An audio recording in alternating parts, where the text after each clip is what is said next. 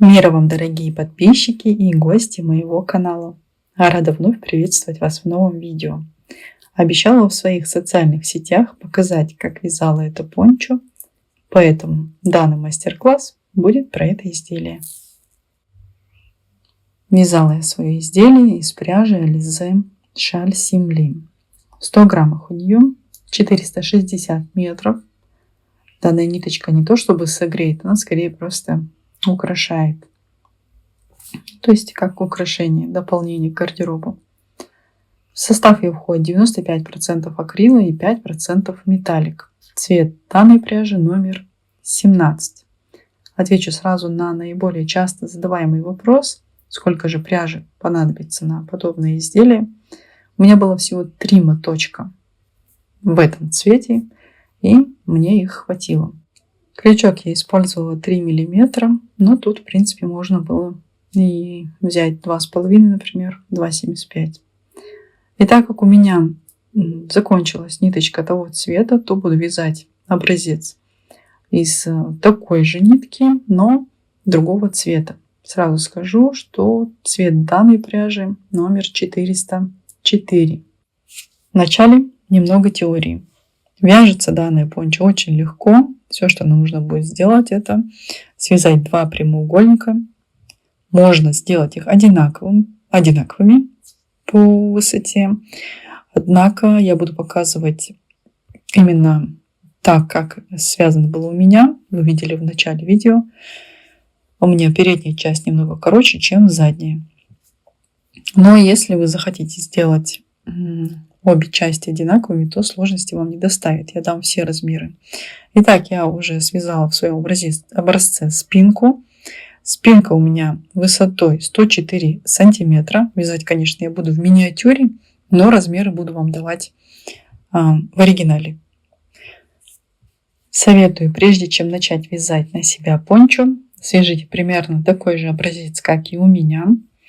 Посмотрите, сколько петель будет у вас в 10 сантиметрах, и отталкиваясь от этого, сделайте свои расчеты по своему желанию. Вообще пончо как таковое это изделие оверсайз, но все же объемы у нас у всех разные, так же как и предпочтение в широте изделия. Кстати, ширина моего изделия была 75 сантиметров. В общем, здесь все на ваше усмотрение, но и свои размеры я вам, конечно же, тоже дам.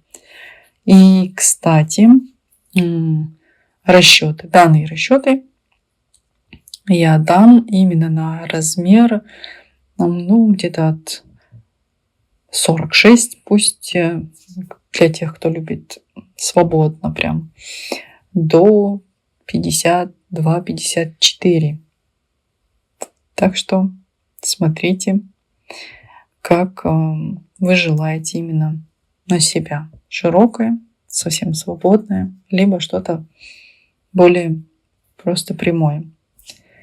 Как я уже сказала, высоту, то есть длину, вы тоже можете подстроить под себя на свое усмотрение. Сделать короче, либо длиннее. Также передняя и задняя часть изделия у вас тоже могут быть одинаковые, не как у меня. У меня задняя часть длиннее. Это было желание заказчика. Передняя часть короче. Итак, приступаем к вязанию образца. К вязанию самого узора, которым было связано пончо. Для начала делаем петлю на рабочей нити и фиксируем ее. Далее нам нужно набрать цепочку из воздушных петель. Число воздушных петель в цепочке, внимание, это важно, должно быть кратно 3. Плюс в конце еще 4 воздушные петли. Эти 4 петли будут нам заменять один столбик с 2 накидами в начале каждого ряда. Итак, набираем цепочку. Повторюсь еще раз. Количество петель в цепочке должно быть кратно 3. Я набирала цепочку из 150 воздушных петель и плюс 4 петли в конце. Вы набираете свое количество петель, но важно, чтобы они были кратны 3 и плюс 4 воздушные петли. Еще момент, не вяжите начальную цепочку туго, чтобы после, вот здесь внизу, ряд не стягивал изделие. Либо просто возьмите крючок на полсантиметра, на сантиметр больше, если не можете контролировать плотность вязания. Здесь у нас не должно быть стянуто.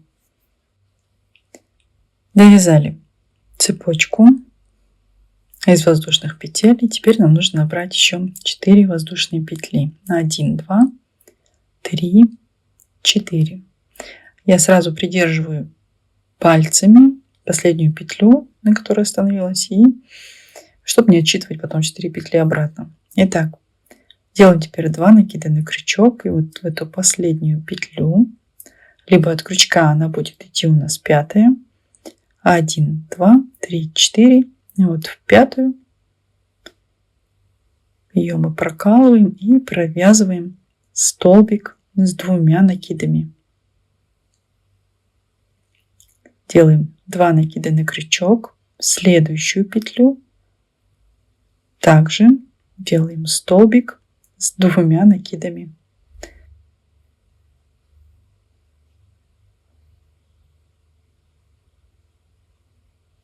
Делаем еще 2 накида на крючок, в следующую петлю на цепочке делаем столбик с 2 накидами. И так весь этот ряд вяжем до конца, в каждую петлю по одному столбику с 2 накидами.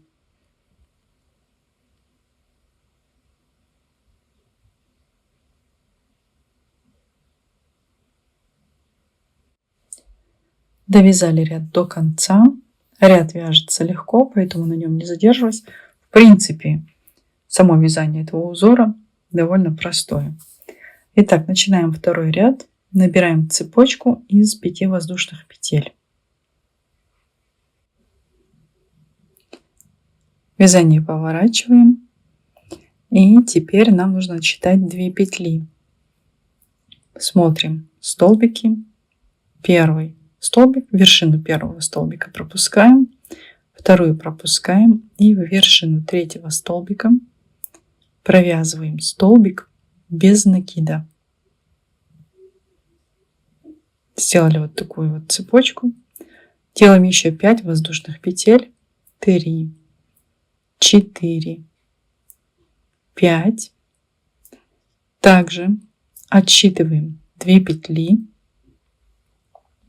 1, 2 и в третью провязываем столбик без накида. Вот такие вот у нас будут цепочки. Весь ряд этот будет вязаться таким образом. Опять цепочка из 5 воздушных петель. 2 петли отсчитываем, в третью провязываем столбик без накида. 5 воздушных петель.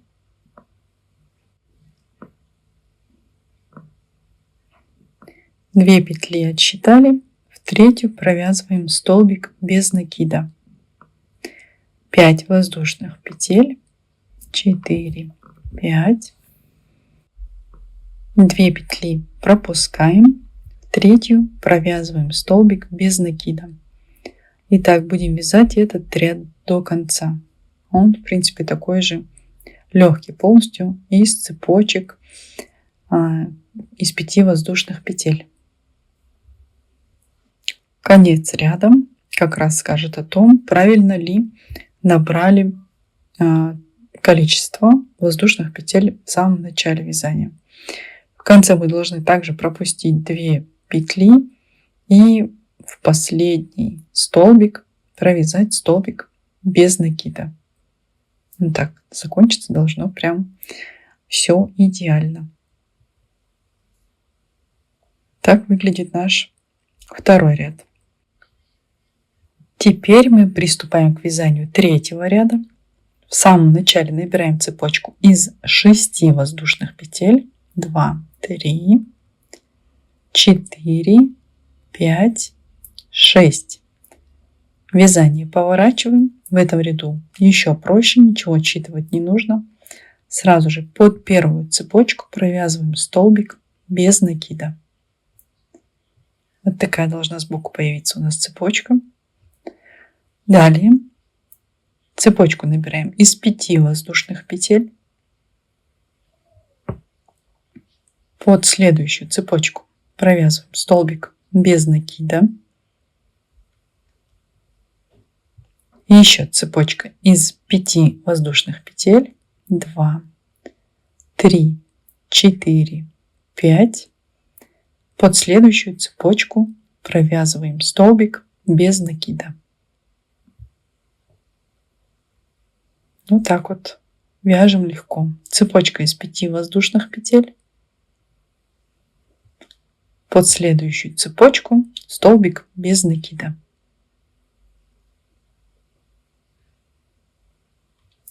И так вяжем ряд до конца.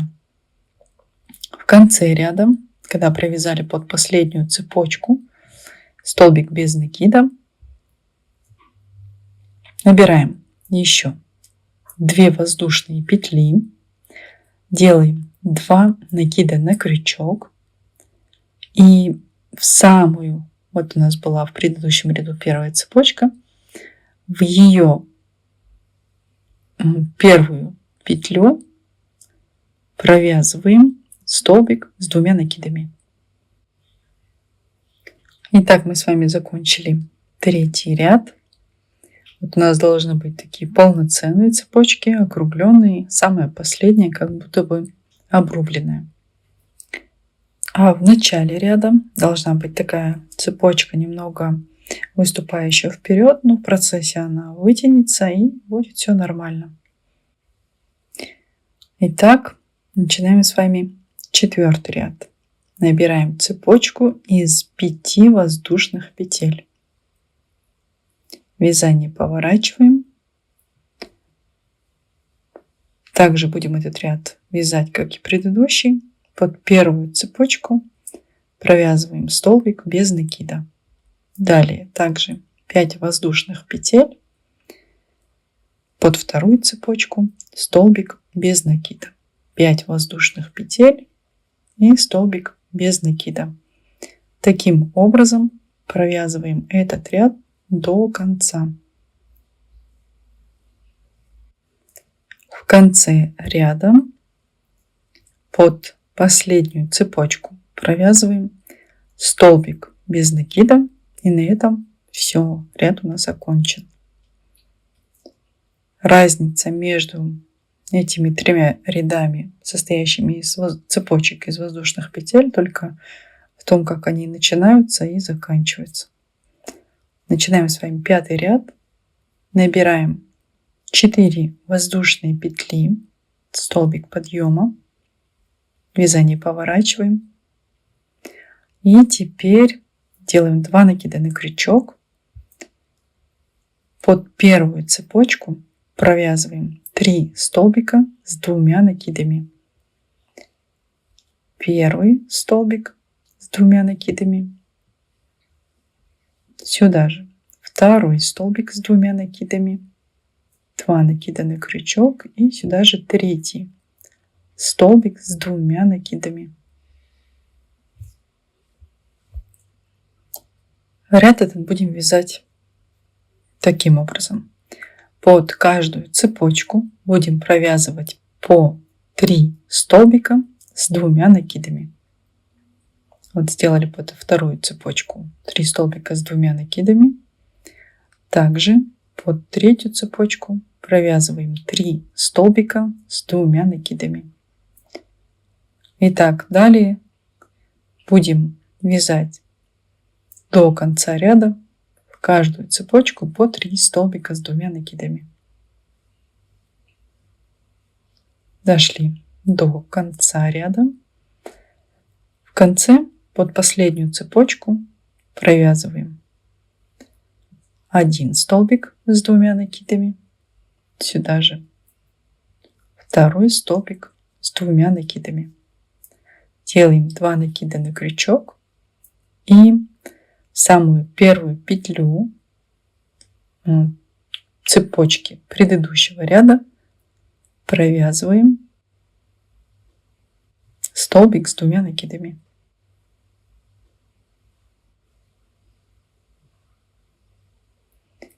Вот таким вот образом.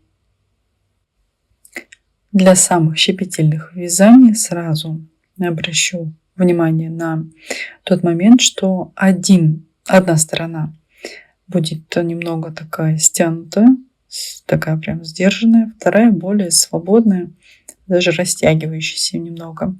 На это не обращайте внимания. В процессе все поравняется, все будет как положено, ровно с обоих сторон. То есть не будет, что одна короче, другая длиннее. Приступаем мы теперь к вязанию следующего 6-го ряда.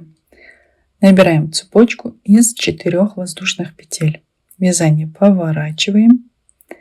Делаем 2 накида на крючок. Следующую петлю, самую первую получается, свободную, провязываем столбик с 2 накидами. 2 накида на крючок. Следующую петлю, столбик с 2 накидами. Итак, провязываем этот ряд до конца. В каждую петлю по одному столбику с 2 накидами. Дошли до конца ряда, делаем 2 накида на крючок и обязательно провязываем последний столбик. В предыдущем ряду это у нас был столбик подъема. Вот в его вершину провязываем последний столбик с 2 накидами этого ряда. Сейчас мы с вами провязали раппорт узора. На данном этапе раппорт узора состоит из 5 рядов. Начинается вот из цепочек, вот эти 3 ряда цепочками и еще 2 ряда столбиков с 2 накидами. Это у нас является раппортом узора. Давайте я с вами провяжу еще эти 5 рядов, провяжем с вами раппорт. Первый ряд раппорта. Делаем цепочку из 5 воздушных петель, вязание поворачиваем, пропускаем 2 петли и в третью провязываем столбик без накида. Набираем еще 5 воздушных петель, 2 петли пропускаем, в третью провязываем столбик без накида. Итак, ряд провязываем весь до конца, 5 воздушных петель, пропускаем 2 петли и в третью столбик без накида. И вяжем ряд таким образом до конца. В конце ряда у нас также должно остаться 3 петли. Сделали цепочку из 5 воздушных петель, 2 столбика пропустили и вершину последнего столбика провязываем столбик без накида. Это у нас с вами был 7-й ряд по узору.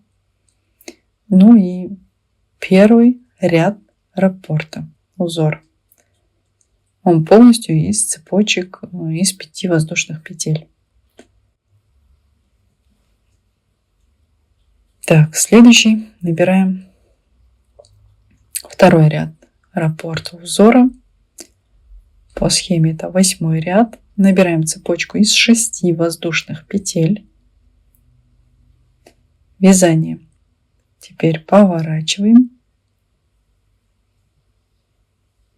И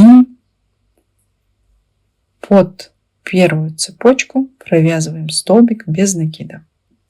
И далее ряд провязываем цепочками из 5 воздушных петель. То есть 5 воздушных петель под цепочку столбик без накида. 5 воздушных петель под следующую цепочку столбик без накида. И так в ряд до конца. В конце ряда под последнюю цепочку провязали столбик без накида. Делаем 2 воздушные петли, 2 накида на крючок.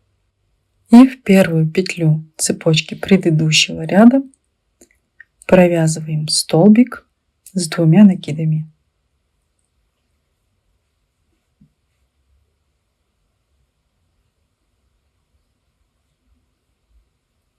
Таким образом мы закончили 8 ряд по узору. Ну и второй ряд раппорта узора. Не обращаем внимания на этот торчащий хвостик, все выровняется. Начинаем следующий ряд. Третий ряд раппорта узора. 5 воздушных петель. Вязание поворачиваем. Под первую цепочку провязываем столбик без накида. 5 воздушных петель. Под следующую столбик без накида. Так вяжем этот ряд до конца. 5 воздушных петель и под каждую цепочку столбики без накида.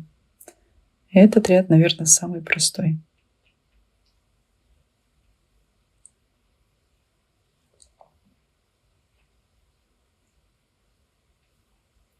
Ну и в конце ряда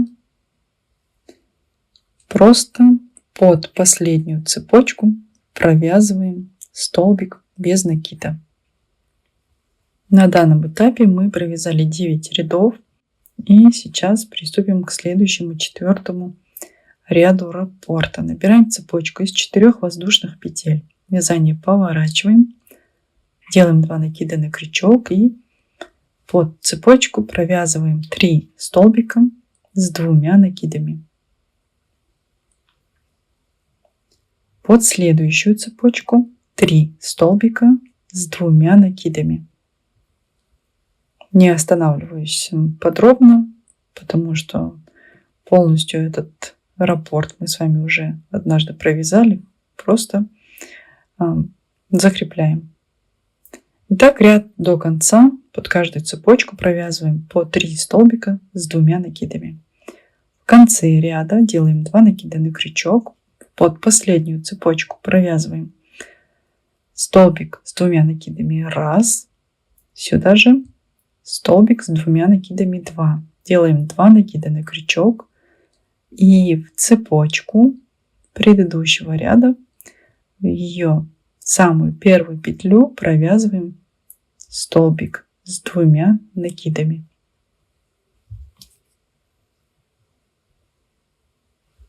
Закончили 4-й ряд раппорта узора. И обратите внимание, в самом начале этого ряда мы сначала набираем цепочку из 4 воздушных петель и под первую цепочку провязываем 3 столбика с 2 накидами. А в конце ряда под последнюю цепочку мы набираем провязываем только 2 столбика с 2 накидами и с краю еще 1 столбик с 2 накидами. Следующий, последний ряд раппорта узора, 5-й ряд. Начинаем с того, что набираем цепочку из 4 воздушных петель, вязание поворачиваем, делаем 2 накида на крючок и в каждую петлю провязываем по 1 столбику с 2 накидами. Этот ряд вяжется также легко, поэтому не буду на нем даже останавливаться. В каждую петлю провязываем по 1 столбику с 2 накидами. Так выглядит 2 раппорта узора. И еще раз остановлюсь на том, что является раппортом данного узора. Это вот эти вот 3 ряда, состоящие из цепочек, и еще 2 ряда столбиками из 2 накидов. Далее вяжем, повторяем ряды, точнее даже раппорты, столько, сколько нам нужно для того, чтобы получить желаемую длину изделия. Закончила вязать деталь образца. Размеры образца говорить смысла нет, а вот настоящие размеры я вам показываю. Длина изделия у меня была 104 сантиметра. Вы видели на модели в начале. И ширина изделия 75 сантиметров. Еще момент. Это у меня спинка. Это размеры задней детали, спинки. У меня перед и спинка отличаются по длине. Спинка у меня длиннее, а вот перед короче. Вы же можете вязать обе детали одинаковые, если хотите, чтобы не было такого порога между спинкой и передом. Если вы все же будете вязать так, как и я, перед и спинку разных размеров, то, пожалуйста, вот вам вторая мерка. Длина переда у меня 80 сантиметров. То есть длина спинки была 104, помню, да, перед 80 сантиметров. Такая вот разница в деталях. Если вы вяжете две детали разной длины, то сразу обратите внимание на то, что в начале вязания деталей мы начинали ряд столбиками с двумя накидами, и он был у нас один. То есть мы всего провязали один ряд столбиками с двумя накидами в самом начале. Далее у нас уже начинался раппорт узора, который начинается из воздушных петель, из цепочек из воздушных петель. То есть вот вроде мелочи, а на это стоит обратить внимание, чтобы далее в процессе у нас все шло ровно. То есть вторую деталь вяжем так, чтобы узоры потом по краям совпадали. Итак, провязали две детали желаемой длины, желаемой ширины. И теперь будем сшивать. Сшивать мы будем плечи. Оставим горловину. Горловина у меня 27 сантиметров. Плечи по краям по 24 сантиметра. У вас эти цифры могут отличаться. Главное, ставьте горловину себе нужной длины, чтобы проходила свободно голова. Теперь я оставила, по крайней мере, разрез еще, так как мне нужно было такое свободное, разлетающееся что-то, простите. Итак, разрез по спинке у меня 44 сантиметра. Для рук оставили свободными 30 сантиметров. И 30 сантиметров по центру мы прошьем. Сшивать начнем детали сверху, с плеч и прошьем потом по краям. В принципе, если вы можете дальше сшить самостоятельно, то можете видео дальше не смотреть. По большому счету все размеры я вам дала. Единственное, нужно будет снизу сделать обвязку еще и по горловине. Итак, слаживаем две детали вместе, так, чтобы было все ровно, чтобы все столбики ровно ложились друг на друга. Также ажурные ряды из цепочек, чтобы узор ложился правильно и красиво. Смотрим с двух сторон, чтобы было одинаково, и будем сшивать эти две детальки. Сшивать начинаем с плеч. Берем иголку, просовываем в нее нить. Это можно оставить, кстати, ниточку последнюю. То есть, как закончили вязать эту нить, оставляем себе длинный хвостик и начинаем сшивать две детали. Шьется очень просто. За 2 полупетли одной детали и за 2 полупетли второй детали. Хвостик, оставшийся от другой детали, протягиваем вдоль плечика и пришиваем туда же, под шов. Итак, взяли 2 полупетли одной детали, 2 полупетли второй детали и затягиваем ниточку. Следующую 2 полупетли одной и второй детали пришиваем вместе и пришиваем не до конца всего ряда, а до конца нужной нам ширины плеча. Если вы вяжете на меньший размер, уверена, таких будет немало, то, соответственно, ширина вашего плеча будет меньше. Итак, прошиваем одно плечо, оставляем горловину и прошиваем второе. На своем образце я прошила 2 детали по верху, по плечам. Шов смотрится аккуратно, кстати, вот изнаночная сторона такой немножко выпуклый, а с внутренней стороны такой вот аккуратненький и незаметный. Теперь детали эти должны быть сложены таким же образом. Можно взять маркеры, и теперь мы отмерим здесь по краям тоже. По бокам, сколько нам нужно оставить на разрез, сколько нам нужно прошить по бокам. Если у вас есть разница в длине 2 деталей, то прикладываем их таким образом, чтобы узор ложился друг на друга ровно.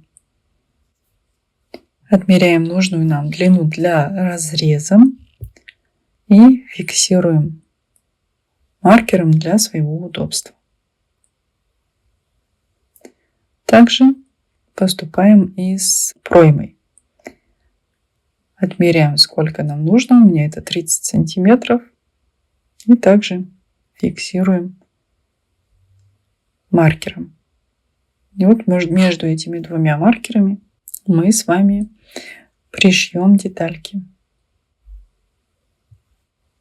Вот эту часть. И на второй стороне поступаем таким же образом. Здесь уже можно не измерять в сантиметрах, просто посмотреть по ряду с другой стороны. То есть где начиналось, где у нас маркер стоит. И на этой стороне ставим также маркеры. Все, теперь будем сшивать вот здесь по центру. Берем иголочку с ниткой, захватываем 2 детали иголкой под маркером. Маркер можно убрать. Делаем узелок из рабочей нити.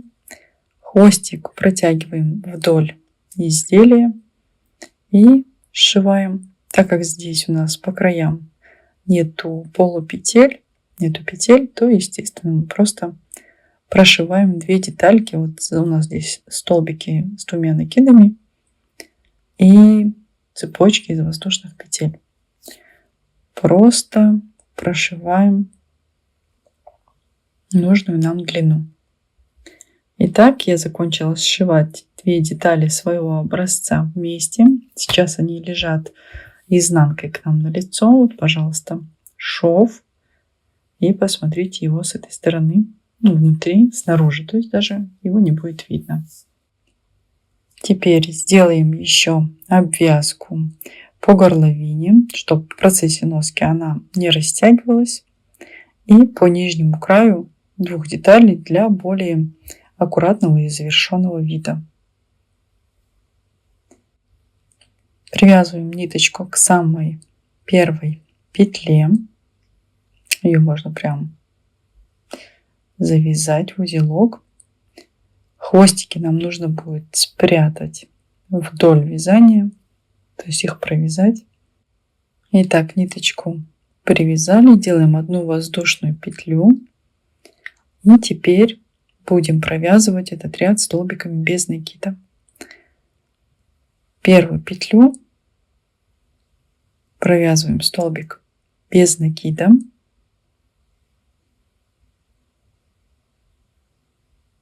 Следующую петлю столбик без накида. Следующую столбик без накида. Хвостики не забываем, подтягиваем.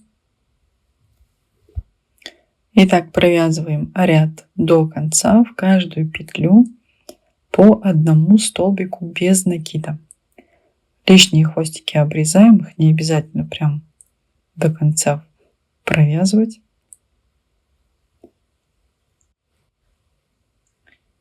И продолжаем вязать таким образом ряд до конца. В конце ряда ниточку обрезаем, хвостик прячем, и все. Так вот выглядит намного аккуратней, как-то и собранней, потому что самое начало у нас состояло из цепочки, из воздушных петель. Она бывает всегда рыхлее, поэтому рядом из столбиков без накида мы как бы подтянули этот край. Можно провязать там же, кстати, еще ряд столбиками без накида, 2 ряда, уже как пожелаете. Теперь нам нужно сделать со второй деталькой то же самое. Цепляем самую первую петлю ниточку, хвостики прячем вдоль и провязываем ряд до конца столбиками без накида. Ну и осталось нам обвязать горловину. Обвязываем мы ее для того, чтобы она в процессе не стала бесформенной. Сильно тоже не затягивайте этот ряд для того, чтобы голова смогла туда пройти потом. Берем в месте шва плечевого, цепляем ниточку,